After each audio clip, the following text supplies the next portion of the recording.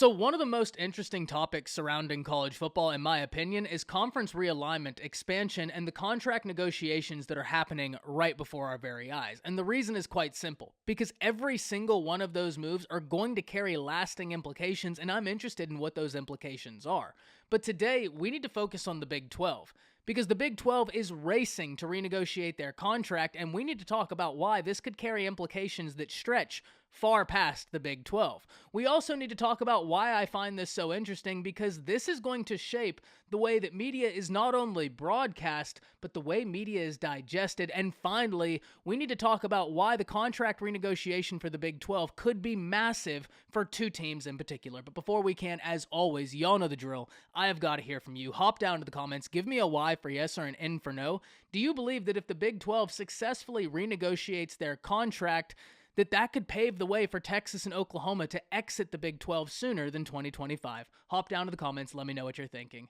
If you're new to the channel, be sure to subscribe, hit that bell notification, as I do constant college football content. You don't want to miss any of it, and if you enjoyed this, be sure to like and comment down below, as those interactions are massive. But having said all that, let's jump right into this. And one of the topics I really wanted to hit on first is why the Big 12 renegotiating their contract has far-reaching implications. And really, we needn't only look to the Pac-12.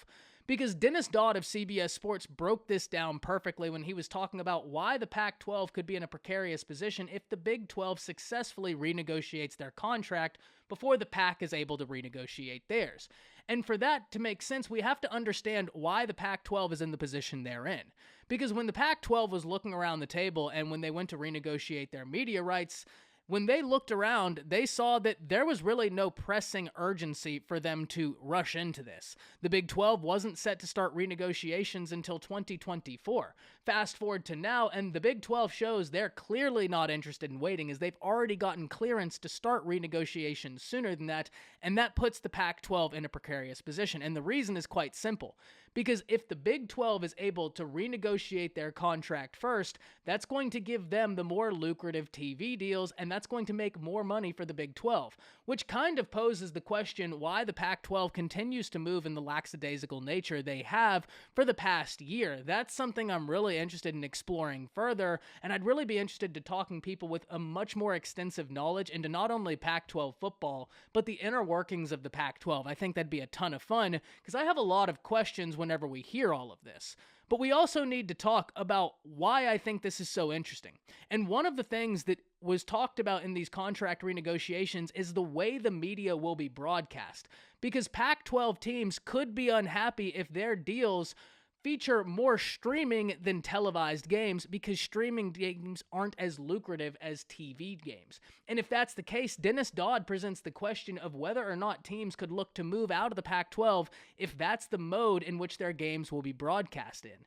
This is going to be super interesting, because the way we digest media is changing. Streaming is becoming a more and more prevalent part of our reality, and it's interesting that right now there's almost this crossroads, that streaming is becoming more popular, but for the teams and institutions involved in these negotiations, they prefer the TV deals because they're far more lucrative. So that's something we also need to watch, is the way these deals are structured and how the media will be broadcast, because that's going to become a big thing the more and more popular streaming gets. That's one of the reasons I'm so interested in all of this. But finally, we need to talk about why that if the Big 12 successfully renegotiates their contract, it could be huge for two teams in particular. And of course, we're talking about Texas and Oklahoma. Because if the Big 12 is to successfully renegotiate their contract, that could pave the way for Texas and Oklahoma to leave the Big 12 and enter the SEC early, or at least earlier than the 2025 proposed date. One thing we already know about the Big 12 is it's going to look much different over the coming years, with the addition of the four new teams being UCF, BYU, Cincinnati, and Houston. I think those are great additions to the Big 12. I'm really excited to see all of them make their entrance into the Power 5.